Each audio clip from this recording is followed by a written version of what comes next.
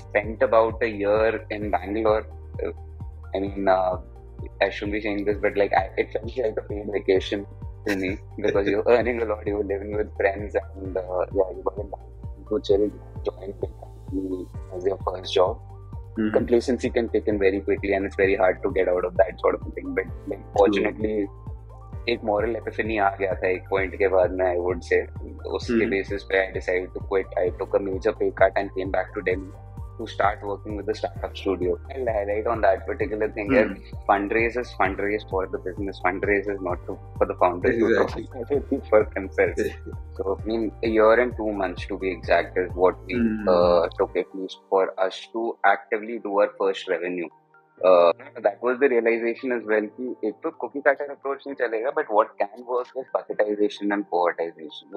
As the old adage goes ना कि doctor की शादी डॉक्टर से होनी चाहिए, because they'll be able to understand the sort of life and the ecosystem that they thrive in. So, hello and welcome to a brand new episode of Fintech Ki Baat Dil Se. In today's episode, we have with us Mr. Shrey Jain, founder and CEO of HealthCred. Hey Shrey, thank you so much for joining us today. It's such a pleasure to have you here. It's a pleasure to be here, Shreyas. Thanks for having me here. Great. So, Shrey runs a company called HealthCred, which is essentially one of the first and few in the new segment in fintech. Not essentially a new segment, but less explored segment in fintechs called healthcare finance or health finance, right? While healthcare finance as a segment has been in the industry for almost 1.5 decades now in India with a lot of banks, but it's been very nascent and not a lot of banks or bigger NBFCs have been able to make a lot of dent into it because of underlying issues. And at some point, I think a lot of us realized, a lot of us people in the industry kind of realized that ये industry में थोड़ा सा take intervention लगेगा, थोड़ा सा innovation लगे, and that is where people like Shrey came in with solutions that HealthCred provides, essentially kind of revolutionizing the industry. But here ये धंधे की बात and all that we'll kind of catch up in the next segment. Let's talk about Shrey right now, right? So Shrey, thank you so much once again for joining in. Let's take us through your journey, right? You seem young, energetic, and I mean, one observation here, right? This is essentially quite opposite to a lot of other fintech founders that I've met. And no offense to anyone, I'm not calling anyone old, but fintech founders, even if they're first-time fintech founders, they normally tend to be on the side of their late 30s or 40s. And I've heard a saying going on in the fintech industry. कि यार बाल सफेद करने के बाद घुसना पड़ता है इंडस्ट्री में, एक्सपीरियंस लेने के बाद, कनेक्ट्स लेने के बाद, and all that, and then it's good to see fresh faces of people our age कि यार हाँ नहीं घुस रहे, कुछ तो कर रहे, कुछ उखाड़ रहे. So yeah, great to see you. I take the young thing as a compliment here. Indeed. Not as an inexperience in this case, because yes, you're very correct. At times the grey hair and there's wisdom that comes with experience. Frankly, it does help a lot, particularly in opening doors and initiating those first few conversations, which otherwise becomes a challenge. But with me, I think now I'm on the other side of 30 as of last month. So I think the grey hair is going to start very soon. Not just because of the age, but also because of the fact that we are in the startup ecosystem at this point of time. The high fish zone kind of does it to you. So yeah, I mean, about me, Shreyas, I think I'll just maybe start with my industry journey. Sure. When I was an engineer in 2016, I did a minor in history, which was the coolest thing that I did in engineering, I would say. So always had been a history fanatic, to be honest, and I also then got an opportunity to study entrepreneurship for a certificate program at Babson College, where it was a full scholarship program sponsored by my home university. So spent some time there. Interesting. So spent about an entire summer, so about 3 to 4 months in Boston at that point of time, and very honestly didn't really like the whole suburban American life. That never really excited me, frankly speaking. So I was very sure that even if I study, even if I look for like some kind of a opportunity, the long term would always be limited to maybe 2 to 3 years, and that's kind of where I realized कि फिर sense ही नहीं बनता बाहर रहने का. It's better to just come home. India, surprisingly at that point of time, this is like 16, 17 की अगर मैं आपको बात बताऊँ, that was like, it was the melting pot of a lot of startup culture at that point. And you had like the Snapdeals and the Flipkarts of the world that were like literally taking over at that point of time. People were recognizing Indian founders in a lot of domains, and people were doing some really kick-ass stuff, frankly, at that point of time. Not just in like commerce, but like I remember there was a few companies in the tech domain as well. Like New Sigma was very small at that point of time, from what I remember as well. And there were certain other companies that New Sigma acquired that were building like some pretty kick-ass stuff in tech. And product and tech is what really excited me at that point of time as well. Unfortunately, I did not really start, or rather I would say fortunately itself, I did not start in the entrepreneurship journey immediately after college. I got an on-campus job, and with the whole thought process, and it was one of the most coveted jobs that were being offered in my campus with the HP in Bangalore as a business analyst. Okay. So spent about a year in Bangalore. I mean, I shouldn't be saying this, but like it felt like a paid vacation to me because you're earning a lot, you're living with friends, and you got to chill. There was a lot of competence, like the thing that I did, like, and what I advise to all the people graduating out of college as well now is join a big company as your first job. Complacency can kick in very quickly, and it's very hard to get out of that sort of a thing. But like, fortunately, एक moral epiphany आ गया था एक point के बाद में, I would say. उसके basis पे I decided to quit. I took a major pay cut and came back to Delhi to start working with the startup studio. Okay. Now the startup studio was called Technology 9 Labs, and there I was working on two fronts. I was working as an investment analyst for a venture capital partner, which was back then it was called IMJ Partners. Today they have named Spiral Ventures, which is a Singapore-based Japanese VC fund. And simultaneously, I was also working on product and tech for our current portfolio. Okay. One of the founders that I had good fortune to meet at that point of time was Mr. Ram Kumar. He's currently the founder and CEO of Shrey. He convinced me to come on board as a co-founder, and it was the first investment, one of the first investments that Spiral Ventures had made in healthcare in India at that point of time. So it just made a lot of sense to segue, and yes, that's kind of where the entrepreneurial journey started around late 2017. So yep, and sure, like any questions, I'm happy to carry on in a minute. Very interesting. I was just engrossed in the story, but it's pretty interesting journey, right? One observation is like from an engineering background to a proper engineering job in HP as an analyst. From there to complete segue into a startup this thing. And one really good thing that you put out there is a lot of people kind of aspire to join bigger companies early on. And what happens is early on in a career, you don't get that rigor, excitement in the bigger companies. Yeah. Not in all cases, but in many cases. I think I have seen that. That kind of breeds complacency inside you. Yeah. And if you get used to it, that's it. You're going to seek, right? You don't seek the thrill or excitement of work anymore. True. And having a very similar journey, like from a big company, I switched to a startup as well. I can very much relate on how that leaving that complacency behind and getting into that excitement of entrepreneurship or even working in a startup gives you that thrill and keeps you on your toes, right? Doesn't let you kind of settle. So, but yeah, pretty interesting. Yeah, I mean, it does carry a lot of inertia kicking off that complacency as well, I would say. But I think once you do, you don't really regret that decision. True. I definitely don't regret that decision. Completely agree. So, yeah, I mean, that's kind of where the entrepreneurial journey started. That was back in 2017. So I was about 23 at that point of time. And I became the co-founder and chief operations officer at Shrey. Shrey was about 6 months old at that point of time when I joined in. We basically were India's first Ayurveda tech platform. We basically were building out a mobile application platform for alternative medicine practitioners, particularly focused on Ayush, and Ayush ke andar particularly focused on Ayurveda because that's the largest segment of Okay. doctors under Ayush at this point of time.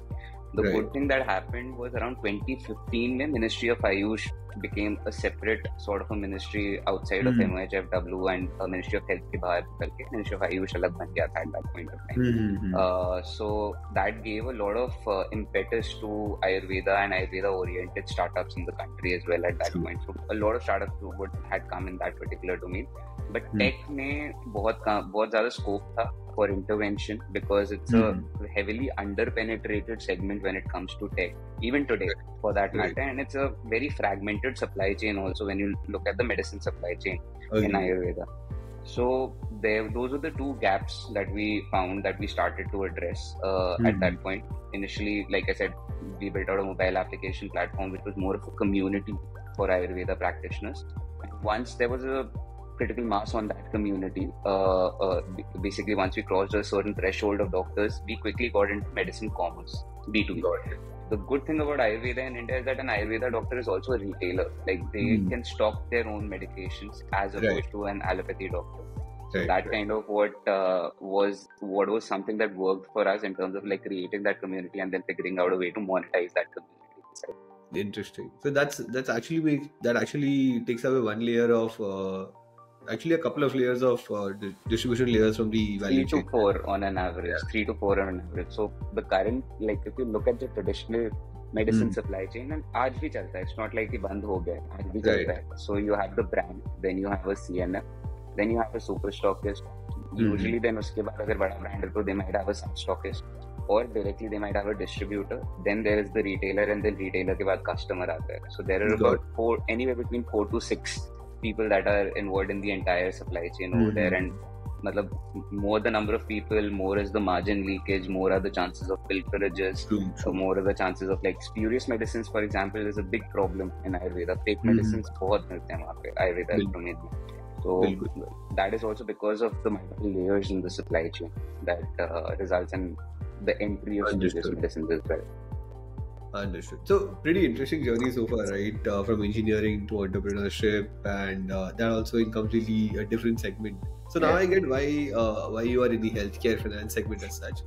But let's take a step back, right? When you took that decision to kind of get out of your job and get into a startup or co-found a startup, how do you financially plan for it? Like in many of the cases, at least in the first 6 months or a year, a company, if you are founding a startup, you're not getting paid. Yeah. In other cases also, as you said, major pay cut to that. So how do you plan for that kind of a thing? So there were 2-3 things, Shreyas. I mean, one thing on the engineering front, I never did a core engineering job. I mean, I feel like when people ask me off the bat, what domain did you do engineering in, I often forget कि मेरा वो core क्या था. But I mean, now coming back to the question that you said here, I mean, I was very young, frankly, at that point of time. Money wasn't the first thing on my mind, to be very honest. Second, I was living with my parents for the initial 1.5 year at that point of time. My parents, and like again coming from a Madu family, I have the sort of a leeway कि अच्छा धंधा करना चाहते हो तो explore कर. मतलब कोई problem नहीं है, because my father has gone through that journey. He's been the biggest sort of an example for me because he started a business at 58. Like he started his third business at 58. So it takes a lot of what do you say? Like I said, like losing out on that inertia to do that particular thing. But like for me, like I think he was the happiest when I told him कि Baba, I want to quit and try my hand at like doing something of my own, for example. So yeah, more like emotionally, financially that got taken care of. Secondly, I came in again. I like to say I was very lucky initially, like at that point of time, in terms of like being at the right place at the right time.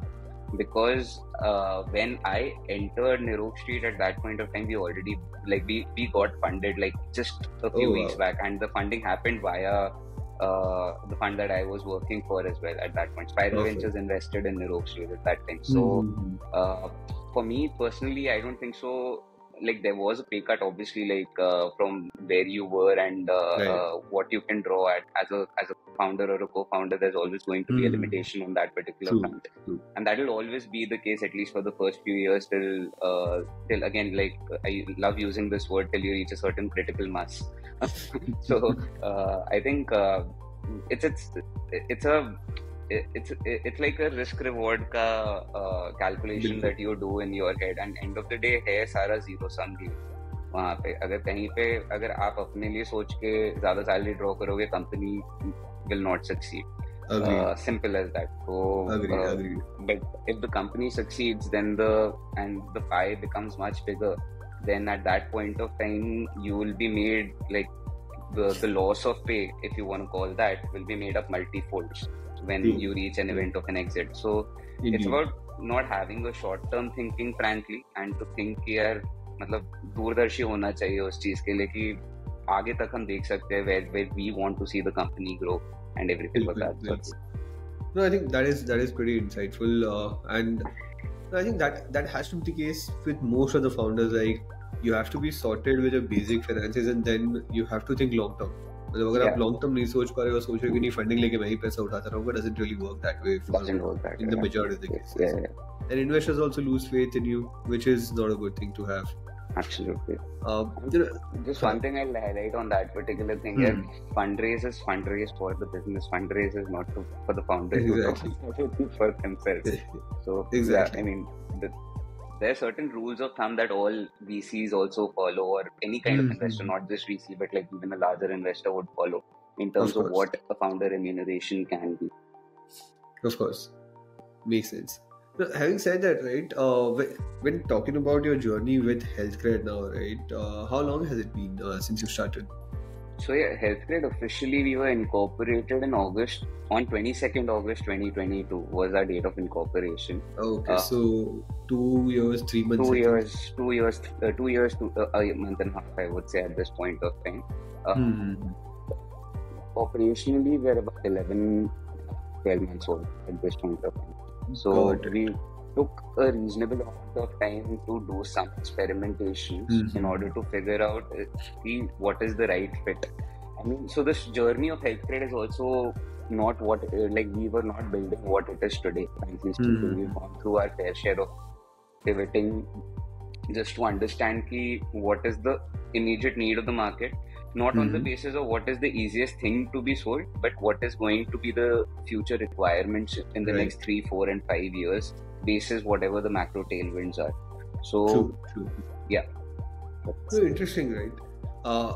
Having said that, right, even in your first couple of years, I think what really stands out is that you took at least a good chunk of the 2 years to kind of get your PMF right, get your research down, and then you started operations probably a year and almost year after incorporation. Absolutely.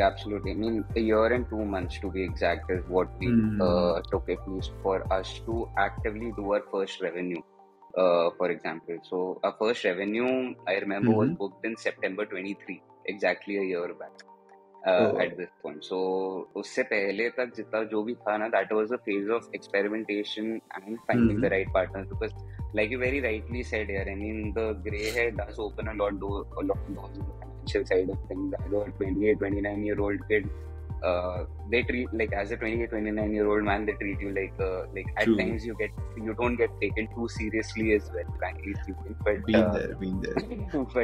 but I think that's kind of where and the kind of product that we wanted to build it out, it took a long time for us to convince a partner कि हाँ इसमें market है, and there is a need and there is a requirement, and इसमें business बन सकता है. So because उस समय कोई कर नहीं रहा था ये वाला प्रोडक्ट जो हम बनाने की कोशिश कर रहे थे, तो like anything new, it takes time, and then once obviously like something starts to work at that point of time, the good thing is then the onboarding tax automatically come down for any partner in that case. True. No, interesting. So in the entire journey so far, right, of building HealthCred, what has been the most humbling moment till now? Like, you were like, यार पूरा दिमाग लगा के you were like, this is how it should be, ऐसे ही होना चाहिए, and suddenly you realize you are all wrong or something was horribly wrong. Yeah, so uh, I would say, like in terms of like a humbling moment, it can be taken in both the directions. Frankly, I am always Hmm. I always try to be a glass half full kind of a guy, but humbling can be in the domain like see, hospitals by itself, there is no cookie cutter approach that can work, frankly speaking. Hmm. So when True. we were doing our research, for example, we personally spoke and interacted with and did surveys physically and virtually with around 86 hospitals उस समय पे.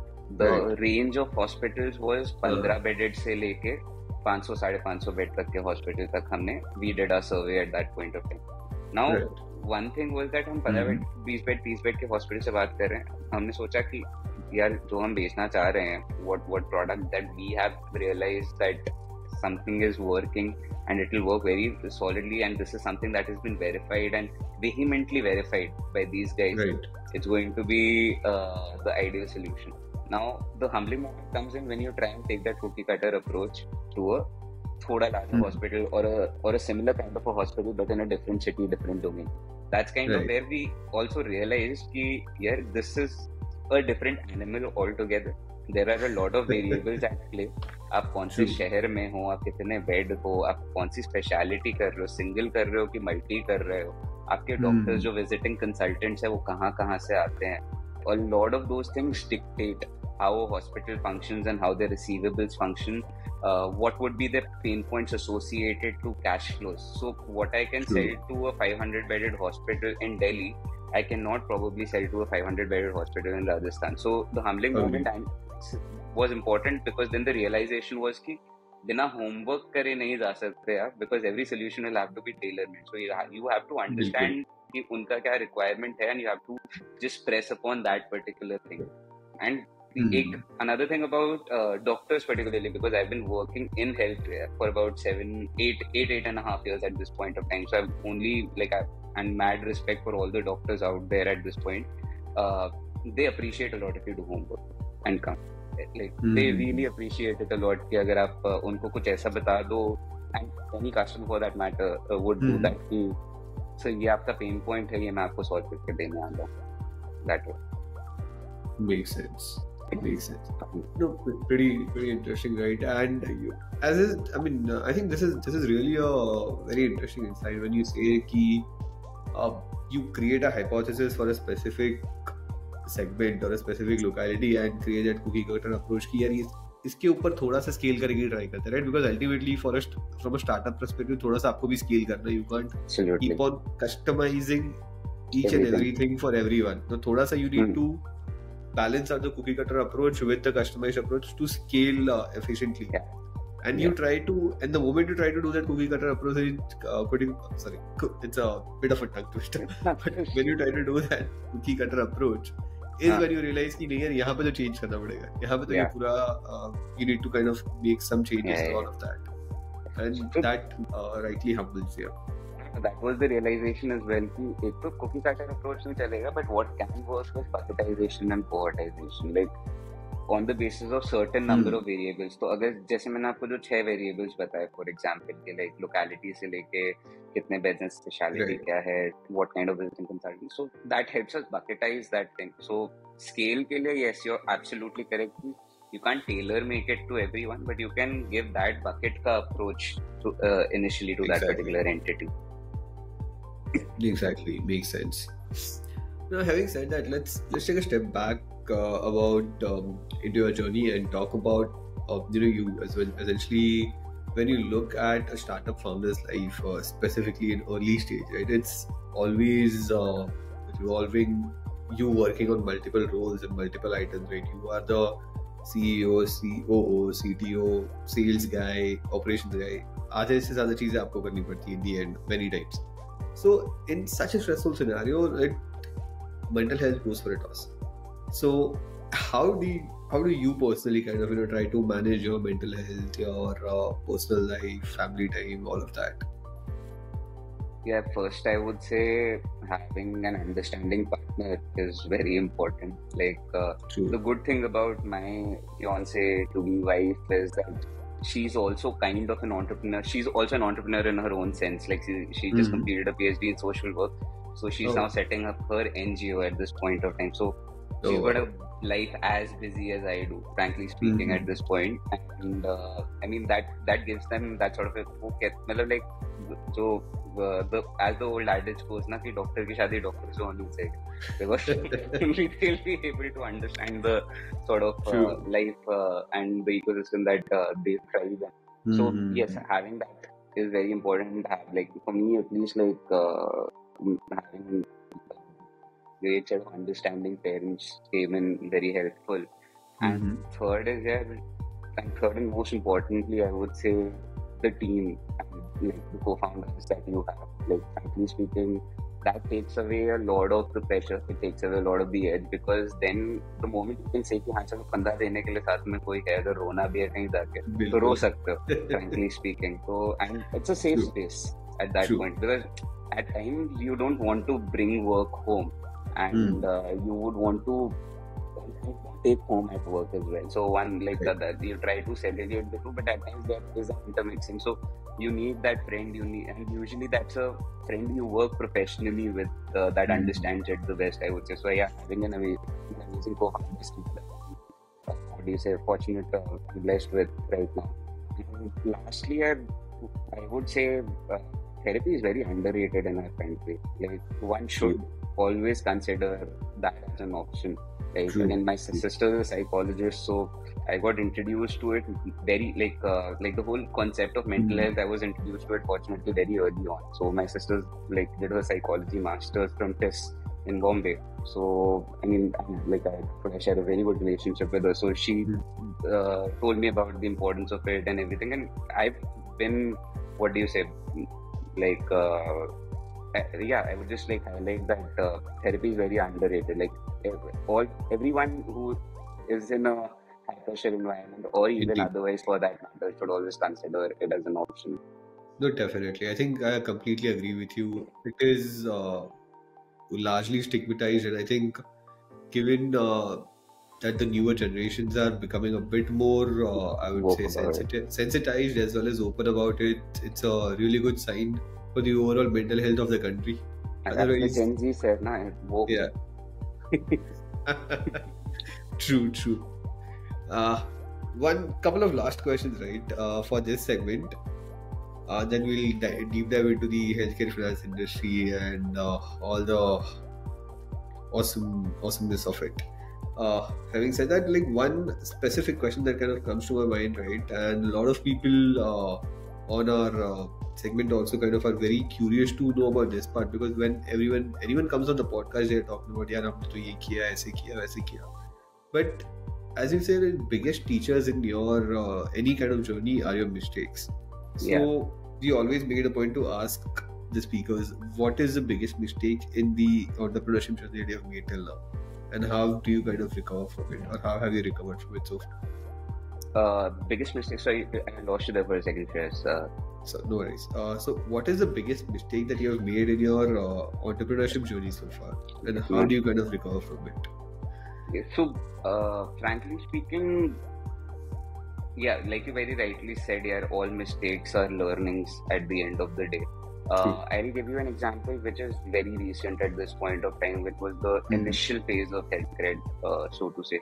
So we started off HealthCred with the idea, which was a very, very small, like specific targeted idea. और उस समय पे लग रहा था कि यार crazy हो जाएगा ये वाली चीज, तो which was कि maternity health requirements को address करना था for corporate employees. Now all most of the employees in the country, mandated also, at this point of time, need to have group health insurance that is offered by their employer directly. So group health insurance में maternity coverages मिलता है, retail health में majority में maternity coverage नहीं मिलता है. So group health में भी लेकिन maternity coverages are usually limited to about 50 to 75k. 50k is the usual number, up to 50k is the usual number. 75k if your employer is generous enough to pay a higher premium and get a better coverage. Now this is an event that we thought, like when we were hypothesizing it, this is an event that will happen like in most of the people's lives at some point of time, like in the 20 to 30 age group, which is like the young workforce of India, frankly speaking. Now the thing was that actual cost of maternity and delivery and the aspiration that comes with it is much higher. It's almost 4x of that, 3 to 4x of that in some cities. So now the initial idea was that how do we finance that particular gap? So come November 2022, the new DLG guidelines came into the picture, and that's when we realized that shit, we've made a mistake. Following this idea, we probably didn't do our research properly.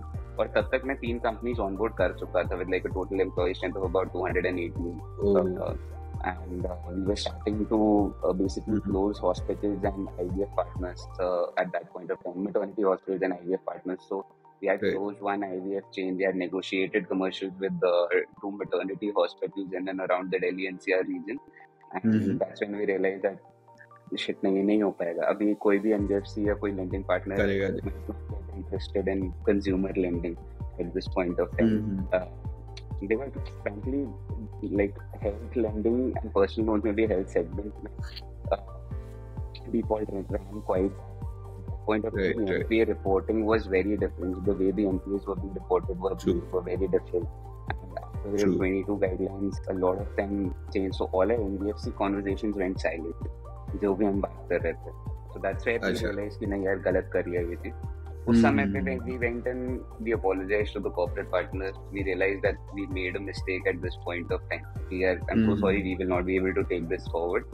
Hospital के साथ क्या करें? That's when we decided कि चलो इस पे deep dive करके देखते हैं. अगर यहाँ पे इंक्रीमेंटल वैल्यू नहीं दे सकते, but like can we do something to help them stabilize their cash flows without like giving them this sort of an incremental patient flow and everything of that sort. And that's where the genesis of the idea of the new version of HealthCred 2.0 or whatever you want to call it started. So yes, it was a mistake, which was basically a result of lack of research or limited research at that point of time. But then it transitioned into us realizing that mistake and us doing more thorough research. So दो hospitals से through like reference to reference, families and friends से हमें 86 hospitals मिले जिनसे हमने बात करी. And then that's kind of where we cemented कि हाँ नहीं, हम जो अब हम सोच रहे हैं वो शायद सही है, तो इसको implement करके देखते हैं. बिल्कुल. No, I think that is really a great example of how when one door closes and the other door opens. I think while it's very cliched, but this essentially fits. And I think if you wouldn't have been in that segment doing what you were trying to do about the corporate maternity benefits, that mistake led you to a new discovery that kind of opened up this entire door for you. Correct. Amazing. There was some word for it that I forgot, but I think it will get too cliched. Anyways, on to the last question of this segment, right? And this is for all the budding entrepreneurs out there, who kind of look up to all the speakers that we have, and kind of look for their advice. What are top 3 don'ts for budding entrepreneurs or aspiring founders? I mean, one, again, as cliched as it sounds, don't start something because it sounds cool or it seems cool. True. Very well said. Would be, I mean, what do you say? Less information is more detrimental than lack of information. So, I mean, it's very important to be very well researched at any point of time when you're starting something. True. And third, I would say, I mean, in terms of don'ts, right? Interesting. For some reason, all do's are coming to my head right now. Do's bhi chalega. But do me, I would say कि let me just give me a second. I'll tell you a good one. Sure. I'll try to at least